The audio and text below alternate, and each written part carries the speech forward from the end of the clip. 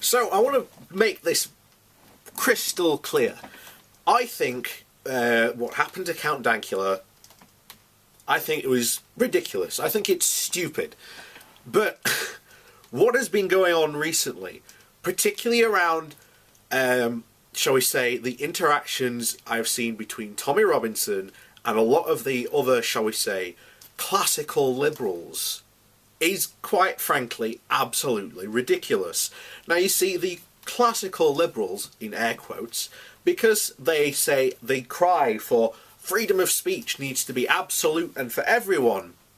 And here's the thing, I agree, but you have to acknowledge freedom of speech is a double-edged sword. There are going to be people who say things you don't like, and might be really demonstrous and generally just ridiculous to say. Now, they have the right to say it, and the government shouldn't go after them to it, but people have the right to protest them, and have the right to be able to say what we absolutely disagree 100% with what you are saying.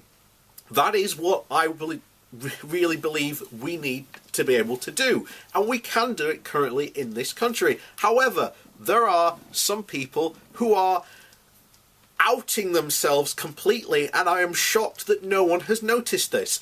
I have said for the longest time, if people like Robinson, Britain First, or any of these alt-right idiots get into power, you will start to see them target minorities in very specific ways. For example, recently Sargon of Akkad put a video of Tommy Robinson outside the courtroom just after the guy had been sentenced and he'd lost the case. He'd basically went, oh, this law is absolutely ridiculous, there's no free speech in this country anymore. Then he said something very quickly and just said, oh, but these laws should be targeting Muslims. So the guy you are currently allying with, bear in mind guys, basically says these laws should only apply to Muslims. Remember that now, because here's the thing.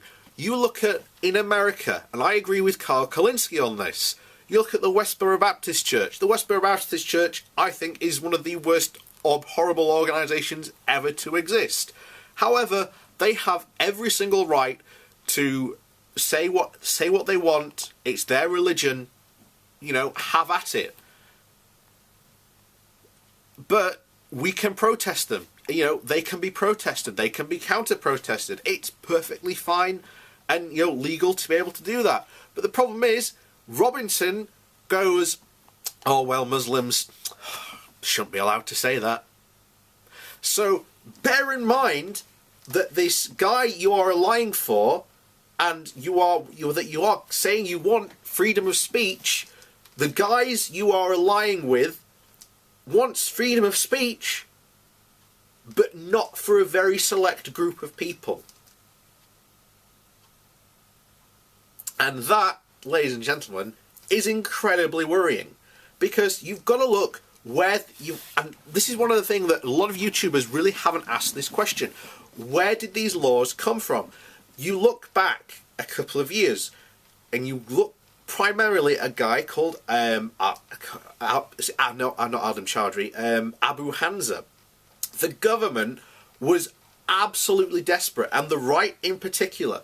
Go back and look up Abu Hamza and Daily Mail, and you will find hundreds of articles on the Daily Mail basically saying something needs to be done about Abu Hamza. They launched campaign after campaign to try and introduce these laws. Now bear in mind, these laws came from the right.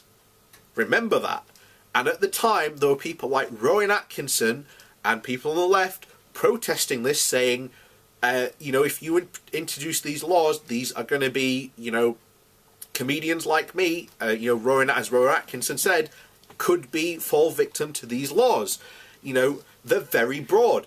The thing is, these laws passed. You know, Abu Hamza was, you know, locked up. Nothing was said. And when these laws were reviewed, I think, a couple of years ago, Jacob Rees-Mogg voted to keep them in. So remember, guys, who are saying that Mogg will support them, he is not going to support you. As I keep on saying, Mogg is a massive con job and he's only out for himself and his very rich buddies. If you haven't got the readies, he's not ready to support you in the slightest. So, where has this ironically left us? It's left us with, well, laws that have, for the first time, actually gone after and got someone caught up in them. And, well, people haven't liked them. But the problem is, these laws have been in, shall we say, on the books for, quite a while now.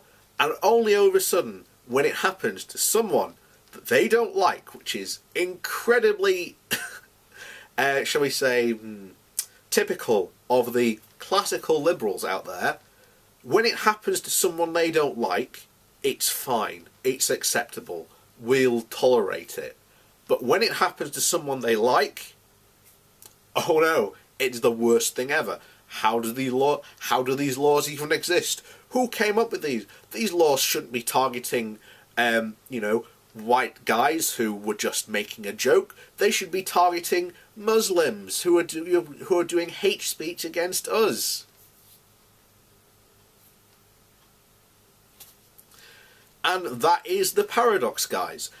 If you want freedom of speech, then you have to accept that it is a double-edged sword, and that you are going to have to accept that there might be Muslim radicals out there who want to say things like the Westboro Baptist Church and say the most, outrageous things. And you are going to have to accept that and live with that. Or you are going to have to accept that these laws exist and that you too may fall victim to them. Because you can't have... This is pretty much a case of you can either have the laws as they stand now, or you can have them with basically absolutism. It's an either-or situation, guys. And you can't have it one way or other. I know full well Robinson is not an absolutist. He basically said so as much on a Sargon of Akkad video. But, that's the situation we're in, guys. You can either have hate speech laws, which I think we need, definitely. There is a good, strong case and argument for them. Or you can go for, free speech absolutism, where anyone is allowed to say anything they like without fear or consequence. But that means that does include that your Muslim radicals are also allowed to speak what they want. Just like your Christian radicals, your far-right radicals. It's either everyone is or no one is, basically, guys. And you need to make up your minds on that.